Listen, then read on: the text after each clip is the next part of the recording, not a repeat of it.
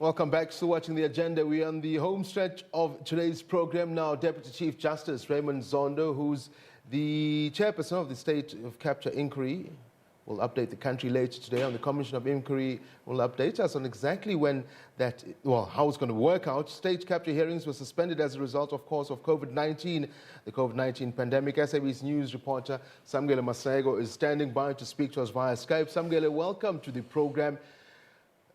We've somehow nearly forgotten that there was a State of Capture Commission of Inquiry currently underway in the country when COVID-19 hit us. Yes, indeed, Jobe. South Africans had indeed forgotten that there was this State Capture Commission of Inquiry chaired by Deputy Chief Justice Raymond Zondo, which was looking into the malfeasance and corruption that happened in the past, what many people, particularly Tito Mboweni and President Cyril Ramaphosa, dubbed as the last 9 years, looking into the various shenanigans that happened in the eroding and the looting of state-owned enterprises and other government institutions that were eroded during that era of state capture and corruption. Today at exactly 2:30 this afternoon, the chairperson of the Commission of Inquiry, Chief Justice Raymond Zondo, will brief the media on how this commission will go about its work during the era of the COVID-19 pandemic. You do know that there are restrictions, that there must be less than 50 people in a gathering. And you know that in some instances where the commission was to do its work, for instance, in the appearance of former President Jacob Zuma, a large crowd would gather inside the venue and outside the venue to give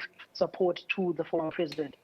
Samuel, speaking on the commission itself, South Africans, do we still have a penchant for the hearings? I ask that because I think last figures shown over 200 million rands or so spent thus far, and by the looks of it and by the sounds of it, there's still plenty more people to come and give evidence at the commission.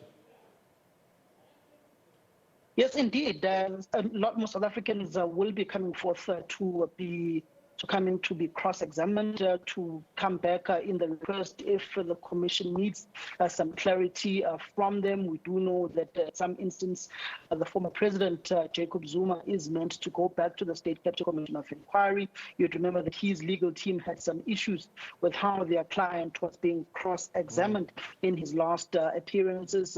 We do also know that the likes of the incumbent President Cyril Ramaphosa said that he would, if called upon to go to the State Capture Commission of Inquiry, he would also avail himself. There are a number of government institutions, former heads of these SOCs, whom also have to go to the State Capture Commission of Inquiry to ventilate their side of the story. Some of them have also applied to cross-examine Angelo Agrizi from some of the revelations that he has made in the State Capture Commission of Inquiry, which have been damning to the likes of people like Nomvula Mokonyane, the former Water and Sanitation Minister and former Premier of Gauteng, and other damning evidence that has been given on other individuals such as Des Van Rooyen, Supra Muhammapilo, and other politicians within the Northwest Province. And Ace Magashule himself, the Secretary General of the African National Congress, has been implicated on the virtue that he had a relationship with the Gupta family. But state capture is not only about Guptas. You have those who are associates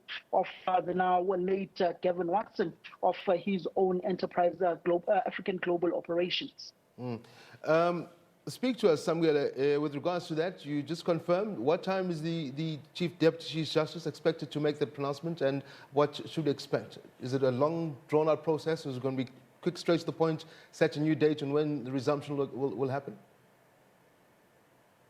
It will roughly take about, if one may assume, let's say 30 minutes, because the Chief Justice will outline how the State Capture Commission of Inquiry will go about its work if it decides that it will be resuming with its business of the day, how that will happen, how those who will be giving testimony will be tested, whether they'll also be testifying virtually, or will there be a restricted number of people who can gather if the commission were to resume its work at that particular gathering or building where they would be doing their work, how the logistics of it all will work out. And we've also got to incorporate that there are also media practitioners, journalists like myself, who will from time to time be deployed to go cover the State Capture Commission of Inquiry. There would be a huge media interest in how this would work out should Chief Justice Raymond Zondo say that through level 3 of the lockdown, the Commission is resuming with its business of the day. But at this point in time, it's not yet clear. There have been various queries from ourselves to the Commission on whether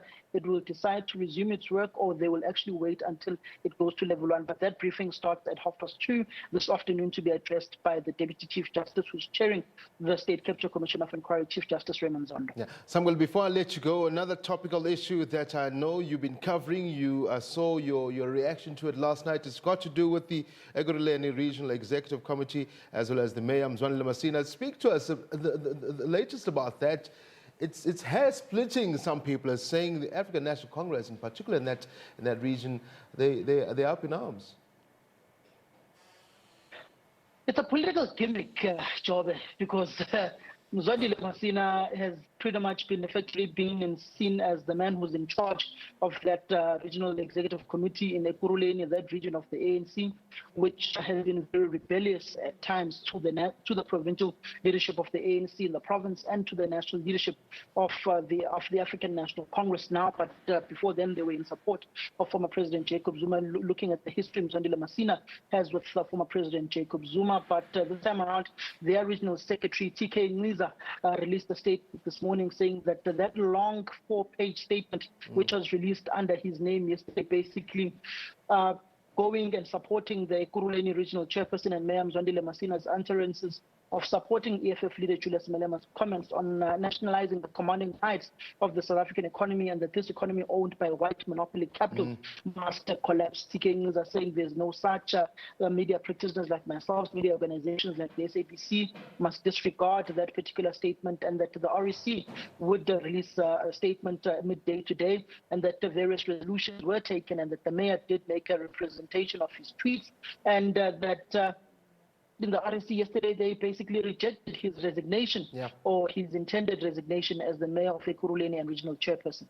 One could say it's you're damned if you do, you're damned if you don't. You heard Samkele Maseko saying he supports the pronouncement made by a leader of another party with this regards, and then his party says, no, but you can't do that. It's like you're saying, it's a bit of a hot potato politically anyway, and he's come out and said, I'm not a coward, I will not be led an organization full of cowards, and there's so much at play here. There is indeed a lot at play, and there is a lot at stake. For instance, speaking to one of the ANC's regional executive committee members in Ekurhuleni, they were saying the comments by their mayor and chairperson are very reckless. It puts lives of many people who are employed in the city at danger, particularly those who are linked to political offices. It also puts the political life of the incumbent REC in Ekurhuleni at jeopardy, because it would basically mean that Ekurhuleni is opening up a national debate, which is not, which should not be done by them, but should rather be opened by the national leadership of the African National Congress, or those kinds of debates should be led by what was formerly known as a critical body of opinion within, which was once a powerful formation within the ANC, which was the ANC Youth League, saying that this basically puts Samkele Maseko at jeopardy of being targeted by the national leadership of the African National Congress by punching above his weight, and that he should be reined in, and they are yet to release an official statement,